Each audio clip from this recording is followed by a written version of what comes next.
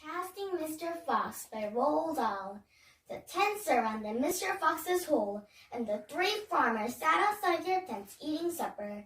Bogus had 3 boiled chickens smothered in dumplings, Buns had 6 donuts filled with disgusting goose liver paste, and Bean had 2 gallons of cider. All 3 of them kept their guns beside them. Bogus picked up a steaming chicken and held it close to the fox's hole. "Can you smell this, Mr. Fox? Lovely tender chicken. Why don't you come up and get it?" The rich scent of chicken wafted down the tunnel to where the foxes were crouching.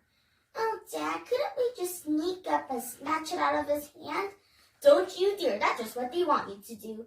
"But we're so hungry. How long will it be till we're getting something to eat?" Their mother didn't answer them, nor did their father. There was no answer to give.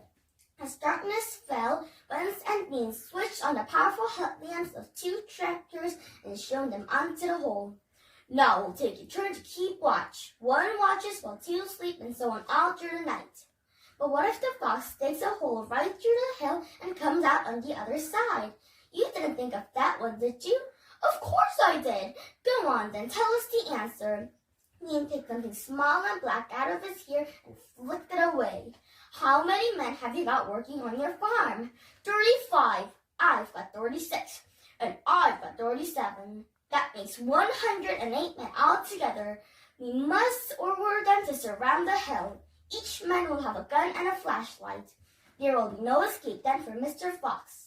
So the order went down to the farms, and that night 108 men formed a tight ring on the bottom of the hill. They were armed with sticks and guns and hatchets and pistols and all sorts of other terrible weapons. This made it quite impossible for a fox, or indeed for any animal, to escape from the hill. The next day the watching and waiting went on.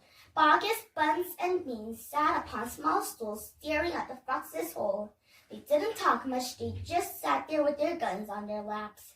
Every so often, Mr. Fox would creep a little closer towards the mouth of the tunnel and take a sniff.